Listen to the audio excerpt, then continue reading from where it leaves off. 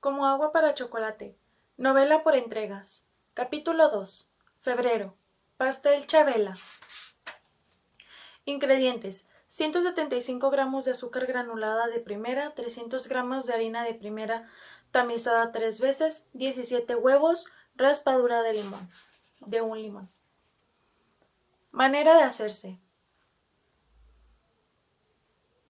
En una cacerola se ponen 5 yemas de huevo, 4 huevos enteros y el azúcar. Se baten hasta que la masa espesa y se le anexan 2 huevos enteros más. Se sigue batiendo y cuando vuelve a espesar se le agregan otros 2 huevos completos, repitiendo este paso hasta que se terminan de incorporar todos los huevos, de 2 en 2. Para elaborar el pastel de boda de Pedro con Rosaura, Tita y Nacha habían tenido que multiplicar por 10 las cantidades de esta receta, pues en lugar de un pastel para 18 personas, tenían que preparar uno para 180.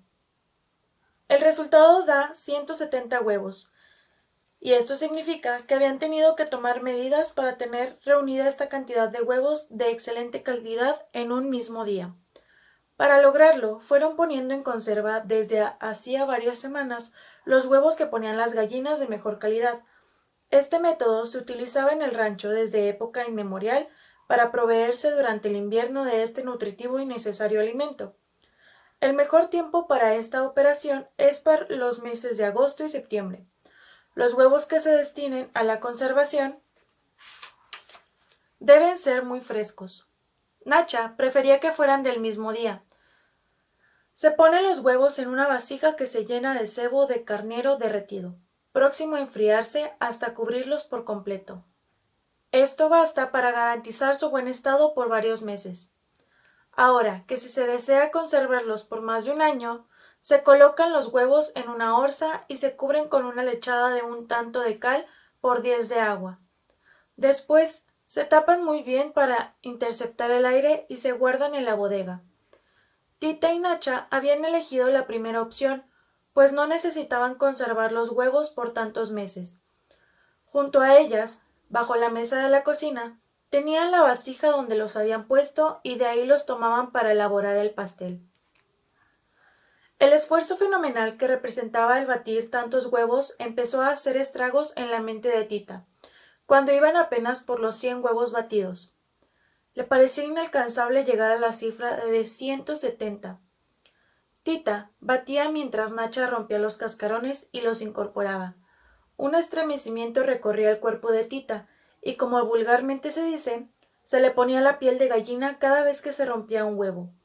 Asociaba los blanquillos con los testículos de los pollos a los que había capado un mes antes. Los capones son gallos castrados que se ponen a engorda. Se eligió este platillo para la boda de Pedro con Rosaura por ser uno de los más prestigiados en las buenas mesas, tanto por el trabajo que implica su preparación como por el extraordinario sabor de los capones. Desde que se fijó la boda para el 12 de enero, se mandaron a comprar 200 pollos a los que se les practicó la operación y se pusieron a engorda de inmediato. Las encargadas de esta labor fueron Tita y Nacha. Nacha por experiencia y Tita como castigo por no haber querido estar presente el día en que fueron a pedir la mano de su hermana Rosaura, pretextando una jaqueca. «No voy a permitir tus desmandadas», le dijo mamá Elena. «Ni voy a permitir que le arruines a tu hermana su boda con tu actitud de víctima. Desde ahora te vas a encargar de los preparativos para el banquete y cuidadito y yo te veo una mala cara o una lágrima. ¿Me oíste?» Tita trataba de no olvidar esta advertencia mientras se disponía a iniciar la primera operación. La capada consiste en hacer una incisión en la parte que cubre los testículos del pollo. Se mete el dedo para buscarlos y se arrancan. Luego de ejecutado, se cose la herida y se frota con mantequilla fresca o con enjundia de aves. Tita estuvo a punto de perder el sentido cuando metió el dedo y jaló los testículos del primer pollo. Sus manos temblaban, sudaban copiosamente y el estómago le giraba como un papalote en vuelo. Mamá Elena le lanzó una mirada taladrante y le dijo: «¿Qué te pasa? ¿Por qué tiemblas? ¿Vamos a empezar con problemas?» Tita levantó la vista y la miró. Tenía ganas de gritarle que sí, que había problemas. Se había elegido mal al sujeto apropiado para capar. La adecuada era ella. De esta manera habría al menos una justificación real para que le estuviera negado el matrimonio y Rosaura tomara su lugar al lado del hombre que ella amaba. Mamá Elena, leyéndole la mirada, enfureció y le propinó a Tita una bofetada fenomenal que la hizo rodar por el suelo junto con el pollo, que pereció por la mala operación. Tita batía y batía con frenesí, como queriendo terminar de una vez por todas con el martirio. Solo tenía que batir 2 huevos más y la masa para el pastel quedaría lista. Era lo único que faltaba. Todo lo demás, incluyendo los platillos para una comida de 20 platos y los bocadillos de entrada, estaban listos para el banquete. En la cocina solo quedaban Tita, Nacha y mamá Elena. Chencha, Gertrudis y Rosaura estaban dando los últimos toques al vestido de novia. Nacha, con un gran alivio, tomó el penúltimo huevo para partirlo. Tita, con un grito, impidió que lo hiciera. ¡No! Suspendió la batida y tomó el huevo entre sus manos.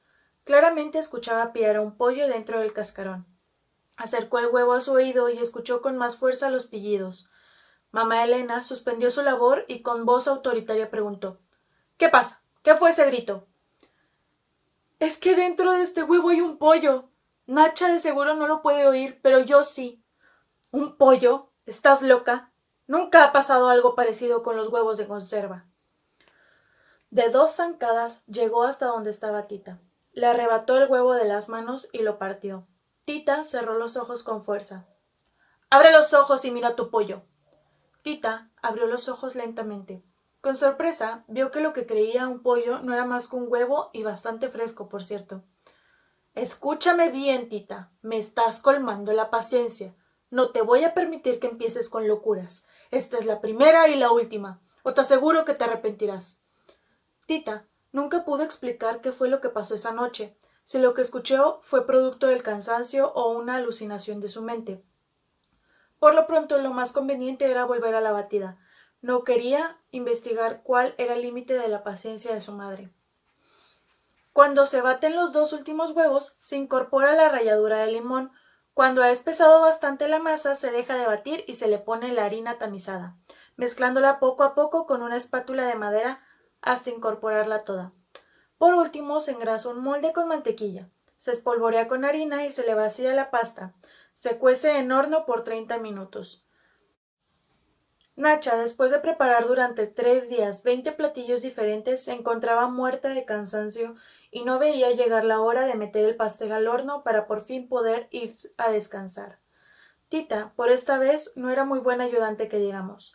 En ningún momento se había quejado, tal vez porque la mirada escrutadora de su madre no se lo permitía, pero en cuanto vio a mamá Elena salir de la cocina para dirigirse a sus habitaciones, lanzó un interminable suspiro. Nacha, a su lado, le quitó suavemente la pala de las manos, la abrazó y le dijo: Ya no hay nadie en la cocina, mi niña.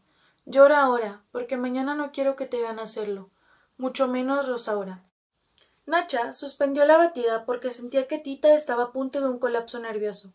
Bueno, ella no lo conocía con ese nombre, pero con su inmensa sabiduría comprendía que Tita no podía más.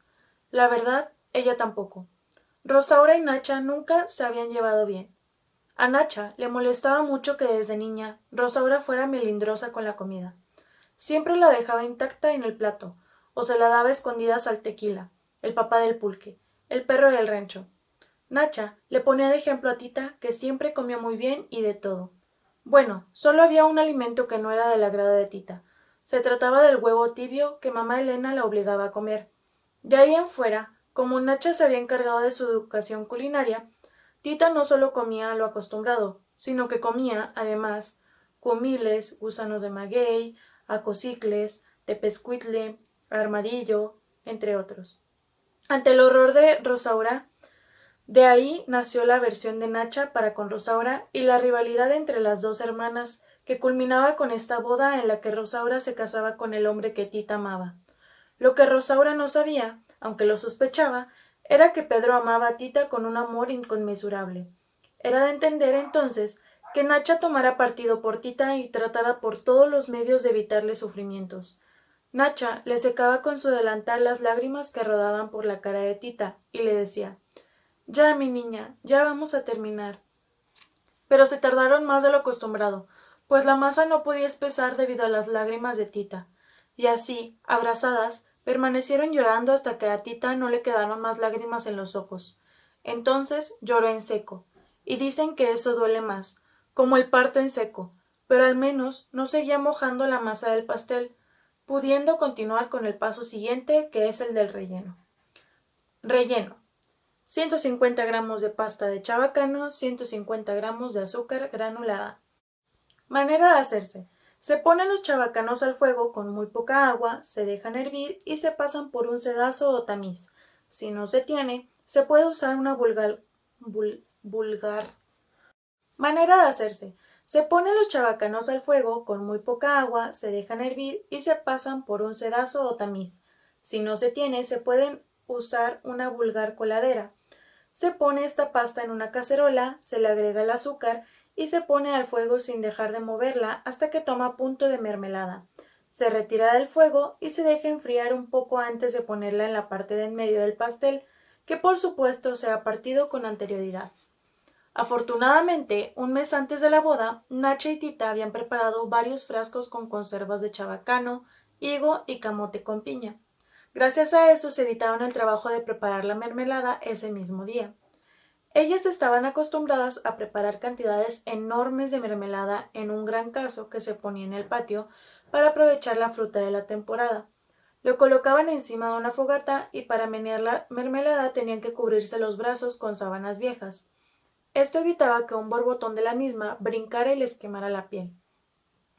En cuanto Tita abrió el frasco, el olor de los chabacanos la hizo remitirse a la tarde en que prepararon la mermelada. Tita venía del huerto cargando la fruta sobre su falda, pues había olvidado la canasta. Traía recogida la falda cuando entró, y cuál no sería su sorpresa al toparse con Pedro en la cocina. Pedro se dirigía al patio trasero a preparar la carretela. Tenían que ir al pueblo a entregar unas invitaciones y como el caballerango no se había presentado ese día en el rancho, él mismo tenía que encargarse de esa labor. En cuanto Nacha lo vio entrar a la cocina, salió casi corriendo, pretextando ir por epazote para los frijoles. Tita, de la sorpresa, dejó caer algunos chabacanos sobre el piso. Pedro rápidamente corrió a ayudarla a recogerlos, y al inclinarse pudo ver una parte de las piernas de Tita que quedaba al descubierto. Tita, tratando de evitar que Pedro la mirara, dejó caer su falda. Al hacerlo, el resto de los chabacanos rodaron sobre la cabeza de Pedro. Perdóneme, Pedro, ¿lo lastimé? No tanto como yo le he lastimado. Déjeme decirle que mi propósito. No le he pedido ninguna explicación. Es necesario que me permita dirigirle unas palabras. Una vez lo hice, y resultaron una mentira.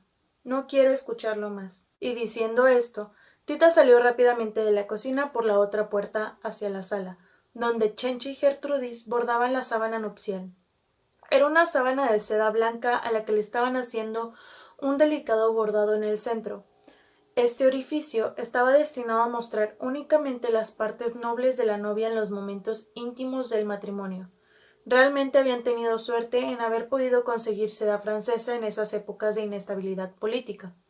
La revolución no permitía que uno viajara de una manera segura por el país, así que, de no haber sido por un chino que se dedicaba al contrabando, no les hubiera sido posible conseguir la tela, pues mamá Elena no habría permitido que ninguna de sus hijas se arriesgara yendo a la capital a comprar lo necesario para el vestido y el ajuar de Rosaura. Este chinito era bastante listo. Vendía en la capital aceptando billetes del Ejército Revolucionario del Norte. Ahí carecían de valor y no eran negociables. Claro que los aceptaba a precios irrisorios y con ese dinero viajaban al norte, donde los billetes adquirían su precio real y con ellos compraban mercancía. En el norte, por supuesto, aceptaban billetes emitidos en la capital a precios ínfimos, y así se la pasó toda la revolución hasta que terminó millonario. Pero lo importante era que gracias a él, Rosaura pudo gozar de las telas más finas y exquisitas para su boda. Tita quedó como hipnotizada, observando la blancura de la sábana. Solo fueron algunos segundos, pero lo suficientes como para causarle una especie de ceguera. Donde quiera que fijaba la vista solo distinguía el color blanco. A Rosaura, que se encontraba escribiendo a mano unas invitaciones, la percibía como un níveo fantasma. Disimuló tan bien lo que le pasaba que nadie lo notó. No quería provocar otro regaño de mamá Elena, así que cuando los Lobo llegaron a entregar su regalo de bodas, procuró agudizar sus sentidos para descubrir a quienes estaba saludando, pues para ella eran como un espectáculo de sombras chinas cubiertas por una blanca sábana. Afortunadamente, la voz chillante de Paquita le dio la clave y los pudo saludar sin mayor problema. Más tarde, cuando las acompañó a la entrada del rancho, notó que hasta la noche se mostraba ante ella como nunca la había visto, reluciente de albor. Le dio miedo que le fuera a pasar lo mismo en estos momentos, cuando por más que trataba de concentrarse en la elaboración del fondant para cubrir el pastel, no podía. La atemorizaba la blancura del azúcar granulada, sentía que de un momento a otro el color blanco se adueñaría de su mente, sin que ella lo pudiera impedir, arrastrando las cándidas imágenes de su niñez cuando en el mes de mayo la llevaban vestida de blanco a ofrecer flores blancas a la Virgen. Entraba caminando entre una fila de niñas vestidas de blanco, hasta el altar lleno de velas y flores blancas, iluminado por una celestial luz blanca proveniente del vitral de la blanca parroquia. No hubo una sola vez en que no entrara a la iglesia soñando en que algún día lo haría del brazo de un hombre. Tenía que bloquear no solo sino todos aquellos recuerdos que la lastimarían. Tenía que terminar el fondant para el pastel de boda de su hermana. Haciendo un esfuerzo supremo empezó a prepararlo. Cantidades para el fondant: 800 gramos de azúcar granulada, 60 gotas de limón y el agua suficiente para que remoje el azúcar. Manera de hacerlo: se pone en una cacerola el azúcar y el agua al fuego sin dejar de moverla, hasta que empieza a hervir. Se cuela en otra cacerola y se vuelve a poner al fuego agregándole limón hasta que tome punto de bola floja, limpiando de vez en cuando los bordes de la cacerola con un lienzo húmedo para que la miel no se azucare cuando ha tomado el punto anteriormente indicado. Se vacía en otra cacerola húmeda. Se rocía por encima y se deja enfriar un poco. Después, con una espátula de madera, se bate hasta que empaniza. Para aplicarlo, se le pone una cucharada de leche y se vuelve a poner al fuego para que se deslíe. Se le pone después una gota de carmín y se cubre con él únicamente la parte superior del pastel. Nacha se dio cuenta de que Tita estaba mal, cuando ésta le preguntó si no le iba a poner el carmín. «Mi niña, se lo acabo de poner. ¿No ves el color rosado que tiene?» «No. Vete a dormir, mi niña. Yo termino el turrón. Solo las ollas saben los hervores de su caldo, pero yo adivino los tuyos. Y ya deja de llorar, que me estás mojando el fondant y no va a servir. Anda, ya vete». Nacha cubrió de besos a Tita y la empujó fuera de la cocina. No se explicaba de dónde había sacado nuevas lágrimas, pero las había sacado y alterado con ellas la textura del turrón. Ahora le costaría doble esfuerzo dejarlo en su punto. Ya sola se dio a la tarea de terminar con el turrón lo más pronto posible para irse a dormir. El turrón se hace con 10 claras de huevo y 500 gramos de azúcar batidos a punto de hebra fuerte. Cuando terminó, se le ocurrió darle un dedazo al fondant para ver si las lágrimas de Tita no habían alterado el sabor. Y no, aparentemente, no alteraron el sabor. Pero sin saber por qué, a Nacha le entró de golpe una gran nostalgia. Recordó uno a uno todos los banquetes de boda que había preparado para la familia de la Garza, con la ilusión de que el próximo fuera el suyo. A sus 85 años no valía la pena llorar, ni lamentarse de que nunca hubiera llegado ni el esperado banquete ni la esperada boda, a pesar de que el novio sí llegó. Vaya que había llegado. Solo que la mamá de mamá Elena se había encargado de ahuyentarlo. Desde entonces se había conformado con gozar de las bodas ajenas, y así lo hizo por muchos años sin repelar. No sabía por qué lo hacía ahora, sentía que era una reverenda tontería, pero no podía dejar de hacerlo. Cubrió el pastel con el turrón lo mejor que pudo y se fue a su cuarto, con un fuerte dolor de pecho. Lloró toda la noche y a la mañana siguiente no tuvo ánimos para asistir a la boda. Tita hubiera dado cualquier cosa por estar en el lugar de Nacha, pues ella no solo tenía que estar presente en la iglesia, se sintiera como se sintiera, sino que tenía que estar muy pendiente de que su rostro no revelara la menor emoción. Creía poder lograrlo siempre y cuando su mirada no se cruzara con la de Pedro. Ese incidente podría destrozar toda la paz y tranquilidad que aparentaba. Sabía que ella, más que su hermana Rosaura, era el centro de atención. Los invitados, más que cumplir con un acto social, querían regodearse con la idea de su sufrimiento, pero no los complacería. No. Podía sentir claramente cómo penetraban por sus espaldas los cuchicheos de los presentes a su paso. ¿Ya viste a Tita? Pobrecita, su hermana se va a casar con su novio. Yo los vi un día en la plaza del pueblo tomados de la mano, tan felices que se veían. No me digas, pues Paquita dice que ella vio como un día en plena misa Pedro le pasó a Tita una carta de amor perfumada y todo. Dicen que van a vivir en la misma casa. Yo que Elena no lo permitiría. No creo que lo haga, ya ves cómo son los chismes. No le gustaban nada esos comentarios. El papel de perdedora no se había escrito para ella. Tenía que tomar una clara actitud de triunfo. Como una gran actriz representó su papel dignamente, tratando de que su...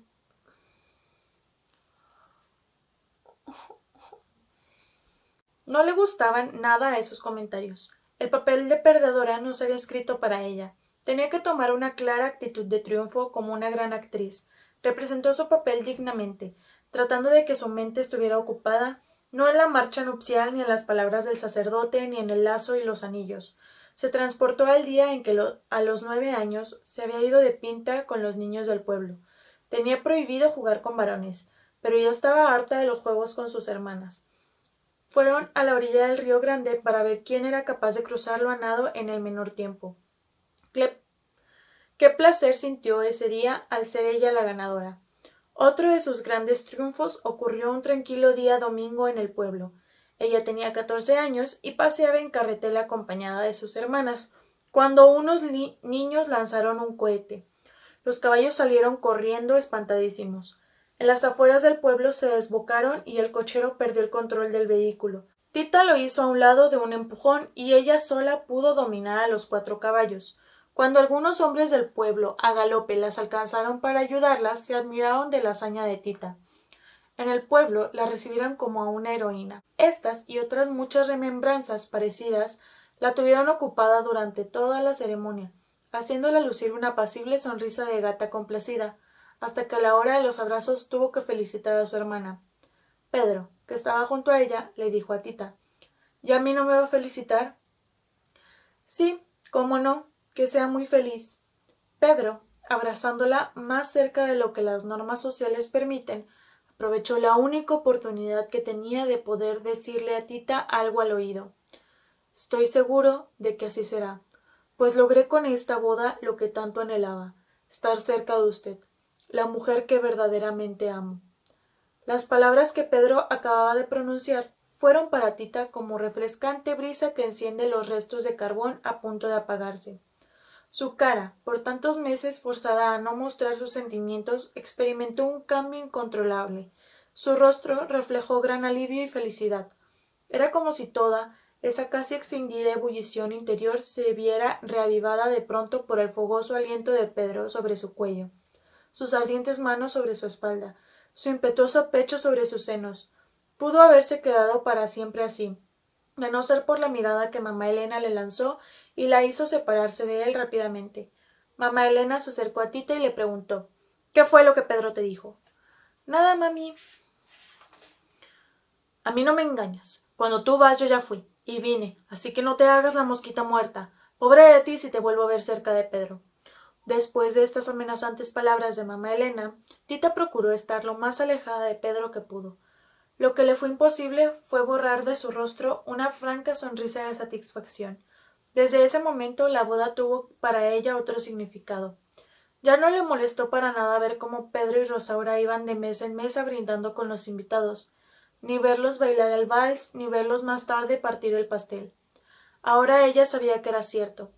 Pedro la amaba. Se moría porque terminara el banquete para correr al lado de Nacha a contarle todo. Con impaciencia esperó a que todos comieran su pastel para poder retirarse. El manual de Carreño le impedía hacerlo antes, pero no le vedaba el flotar entre nubes mientras comía apuradamente su rebanada. Sus pensamientos la tenían tan ensimismada que no le permitieron observar que algo raro sucedía a su alrededor. Una inmensa nostalgia se adueñaba de todos los presentes en cuanto le daba el primer bocado al pastel. Inclusive Pedro, siempre tan propio, hacía un esfuerzo tremendo por contener las lágrimas. Y mamá Elena, que ni cuando su esposo murió había derramado una infeliz lágrima, lloraba silenciosamente. Y eso no fue todo. El llanto fue el primer síntoma de una intoxicación rara que tenía algo que ver con una gran melancolía y frustración que hizo presa a todos los invitados y los hizo terminar en el patio, los corrales y los baños, añorando cada uno al amor de su vida. Ni uno solo escapó del hechizo, y solo algunos afortunados llegaron a tiempo a los baños, los que no, participaron de la vomitona colectiva que se organizó en pleno patio. Bueno, la única a quien el pastel le hizo como el viento a Juárez fue a Tita. En cuanto terminó de comerlo, abandonó la fiesta. Quería notificarle a Nacha cuanto antes que estaba en lo cierto al decir que Pedro la amaba solo a ella. Por ir imaginando la cara de felicidad que Nacha pondría, no se percató de la desdicha que crecía a su paso hasta llegar a alcanzar niveles patéticamente alarmantes. Rosaura, entre arqueadas, tuvo que abandonar la mesa de honor. Procuraba por todos los medios controlar la náusea, pero ésta era más poderosa que ella. Tenía toda la intención de salvar su vestido de novia de las deposiciones de los parientes y amigos, pero al intentar cruzar el patio resbaló y no hubo un solo pedazo de su vestido que quedara libre de vómito. Un voluminoso río macilento la envolvió y la arrastró algunos metros, provocando que sin poder resistir más lanzara un volcán en erupción estruendosas bocanadas de vómito ante la horrorizada mirada de Pedro. Rosaura lamentó muchísimo este incidente que arruinó su boda, y no hubo poder humano que le quitara de la mente que Tita había mezclado algún elemento en el pastel. Pasó toda la noche entre quejidos y el tormento que le provocaba la idea de deponer sobre las sábanas que tanto tiempo se había tardado en bordar. Pedro, apresuradamente, le sugirió dejar para otro día la culminación de la noche de bodas, pero pasaron meses antes de que Pedro sintiera la obligación de hacerlo y de que Rosaura se atreviera a decirle que ya se sentía perfectamente bien. Pedro hasta ese momento comprendió que no podía rehusarse a realizar su labor de semental por más tiempo, y esa misma noche, utilizando la sábana nupcial, se arrodilló frente a su cama y, a manera de rezo, dijo: «Señor, no es por vicio ni por fornicio, sino por dar un hijo a tu servicio». Tita nunca imaginó que había tenido que pasar tanto tiempo para que la mentada boda se consumara. Ni siquiera le importó cómo fue, y mucho menos si había sido el día de la ceremonia religiosa o cualquier otro día. Estaba más preocupada por salvar su pellejo que por otra cosa. La noche de la fiesta había recibido, de manos de mamá Elena, una paliza fenomenal, como nunca antes la había recibido ni la volvería a recibir. Pasó 2 semanas en cama reponiéndose de los golpes. El motivo de tan colosal castigo fue la certeza que tenía mamá Elena de que Tita, en contubernio con Nacha, había planeado premeditadamente arruinar la boda de Rosaura, mezclando algún vomitivo en el pastel. Tita nunca la pudo convencer de que el único elemento extraño en él fueron las lágrimas que derramó al prepararlo. Nacha no pudo atestiguar en su favor, pues cuando Tita había llegado a buscarla el día de la boda, la había encontrado muerta con los ojos abiertos, chisqueadores en las sienes y la foto de un antiguo novio en las manos.